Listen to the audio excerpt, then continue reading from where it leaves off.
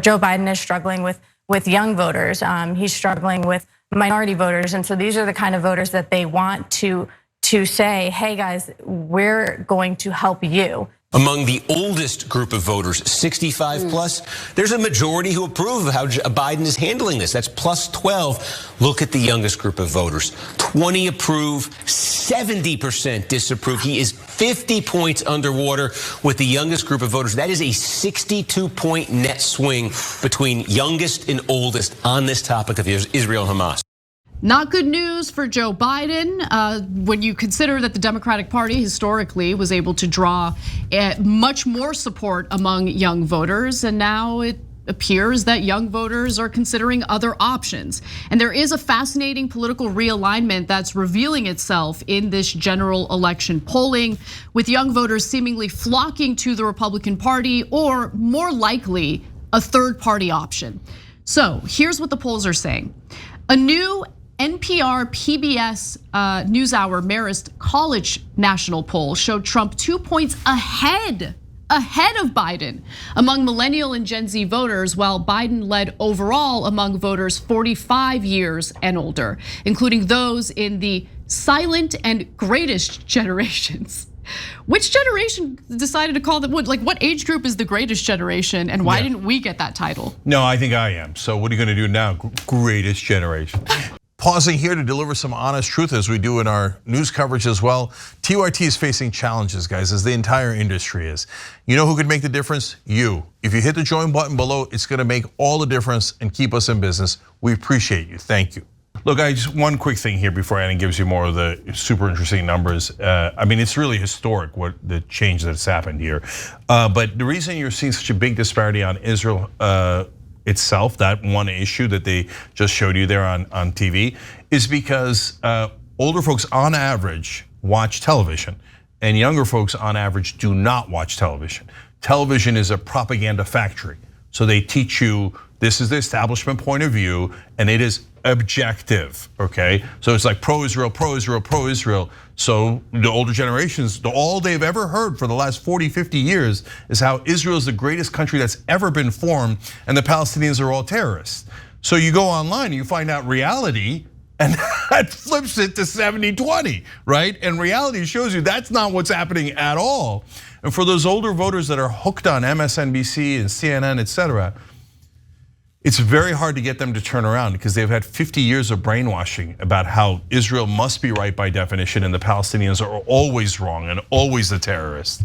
So that's why you're seeing those giant disparities.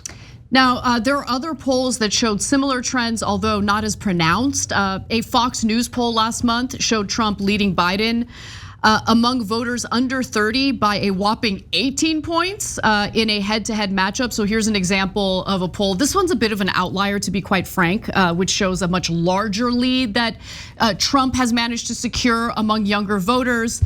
But again, you really want to take an average of polling to see where the reality lies. I wouldn't just rely on one poll, but you're seeing a trend in more polls coming out recently where young people are kind of starting to look at other options because they're not happy with Biden. But not every poll has Trump leading Biden among young voters. They all do seem to reveal a similar trend though. Wall Street Journal's national and swing state polling shows Biden 10 points ahead of Trump at 50% with voters under the age of 30, but that's actually a significant decrease when you compare those numbers to polling from 2020 or from the exit polls from 2020. Also, let's take a look at this graph. It's kind of incredible. Exit polls from 2020 actually showed that Biden secured 62% of voters under the age of 30. Right, and so that trend is now starting to reverse. Older voters really do seem to favor Biden more this time around. For instance, a Quinnipiac University poll released last week had Biden 20 points ahead of Trump among voters under the age of 35. But that survey also had Biden ahead by 8 points among voters 65 and older, which would be a significant reversal from recent elections when Republicans won older voters. And look, one other thing that I should note is, it really depends on who turns out to vote, right? Because historically speaking, older voters are much more motivated to show up and vote. They just are. And younger voters oftentimes talk a big talk, but then they don't vote. And so this might actually not be that big of a deal for Biden if young people sit this out. But if young people are galvanized and they really want to voice their displeasure with Biden and they show up and vote against him, well, then it's bad news for Biden. But it really relies on how many young voters decide, no, I want to cast a ballot, I want to vote in the general election. Yes, so here again, TV versus online matters. So, but there's something fascinating going on with the older voters, which I'll come back to in a second. But you see this gigantic shift of about 30 points in favor of Biden for younger voters to now -2 on average. I think that's the most accurate number out of the polls that we showed you guys, right? So is it just Gaza? No.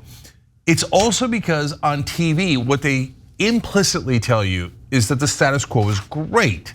So when a Democratic president like Barack Obama or Joe Biden passes a bill or maybe 2 bills that help you a little bit, sometimes a lot. Obamacare helped a lot of millions of people. It left a lot of us completely unaddressed, but at least those people got help. Joe Biden did student debt relief for about 10% of the people who have student debt. Okay, so you got 10% better than the status quo. So the Bill Maher's and the Joe Scarboroughs and the Rachel Maddows see that and go, what a giant win. We were already multimillionaires on top of the world and we got a little bit better. Joe Biden's an American hero, right? But for younger voters, they're not watching TV and getting this brainwashing about how great the status quo is. They're actually living their lives, and their lives are very tough these days. Wages are on average way lower than they used to be. Housing prices are way higher, food prices are higher. Student debt is absolutely crushing them. And corporate rule has put a stranglehold around all of us. So younger voters are not seeing this nirvana that TV is presenting to older voters. So they're going, I don't know why I owe anything to Joe Biden. I don't owe him anything. You show me results, I vote for you. I don't know why I would do anything different. The younger voters are acting rationally. On TV, they're asking you to act irrationally. The status quo is not great for the great majority of Americans, but they're telling you, shut up and vote for the guy who gave you the status quo. It's not gonna work with younger voters because they're not even watching. They can't get that through their heads. They think the whole world watches Joe Scarborough and Anderson Cooper. So if we just say these propaganda things more on those channels, we'll get younger voters. You won't, because they're not in the House, okay? So for the older voters. Yeah, I just wanted to jump in with that. Look, yeah. There has been virtually no policy discussion in this presidential election so far. Yes. And there's absolutely no conversation at the moment, I mean, it could change, about whether there's going to be a debate between Donald Trump and Joe Biden. Now, some people this is the thing. I get that most people in America at this point have made up their minds, and you're going to support your political tribe, and you're not interested in a debate because you've already made up your mind. But there are the people who haven't decided, right? The independent voters. That is a growing population of voters in America. Independent voters used to be considered the low information voters. That is completely flipped now. Independent voters, I believe, now know too much, and they're just not happy with either party. And so when it comes down to the general election, they really don't know. They're uncertain, and they want to hear both parties make their case. I don't know if they're gonna have a debate, and there's been no discussion about actual policy, right? There's been some implications here and some very vague statements there, but neither one of the candidates have really rolled out any specific detailed policy that they would attempt to pursue should they get elected. And I think that at some point the kids used to go like this. Oh, okay. So yes, that's 100% right.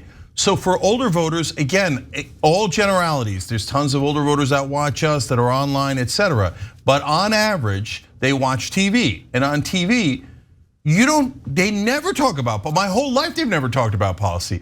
Every once in a while something will flare up, Israel, Gaza, Roe v. Wade, etc. And they'll go around the edges of policy, but they never tell you, hey, this party's for that, and this party's for that, and that candidate's for this, etc. Instead they talk about how will it affect the horse race. Because God forbid you should actually know what these folks stand for. And if one side says, hey, let's cut Social Security, and the other side says not to. They have to always equivocate and just round out the edges until you can't tell who's on which side anymore, right? Especially when I was growing up, oh my God, you'd get both sides of them nonstop. You couldn't tell who was a Republican and who was a Democrat. And so people who grew up on that system, they've been trained over the years. Policy doesn't matter. Policy's invisible. It's not even discussed. So they would tell people to make decisions based on, for example, absurd things like who's more civil. And by the way, that one cuts against, Donald Trump, and cuts in favor of Joe Biden because Joe Biden's more civil. But is that a thing? If Biden's policies are worse, why do I care if he's civil or uncivil, right? But to people who watch and read mainstream media, they think, that's right, civil. That's why Joe Biden's so good. Civil doesn't prove anything. It's not a policy position. It's just a style. And it's a style that is better to maintain the status quo. And so the reason I think that older voters are not gravitating towards Biden is Donald Trump is not exactly in favor of the status quo. He's a change maker in a chaotic, crazy way. He's like a meteor that hits the planet. He changes what's going on. And so TV has been saying change, he's changed. Remember, older voters, you don't want change. You want the status quo. They're not doing it to help Biden. That's what they've been doing for the last 50 years. But it is coincidentally helping Biden because they're so pro status quo and they've trained their viewers to be in favor of that. And clearly Biden is the bigger status quo candidate than Trump. Thanks for watching The Young Turks, really appreciate it. Another way to show support is through YouTube memberships. You'll get to interact with us more. There's live chat emojis, badges. You've got emojis of me, Anna, John, JR. So those are super fun. But you also get playback of our exclusive member-only shows and specials right after they air. So all of that, all you gotta do is click that join button right underneath the video. Thank you.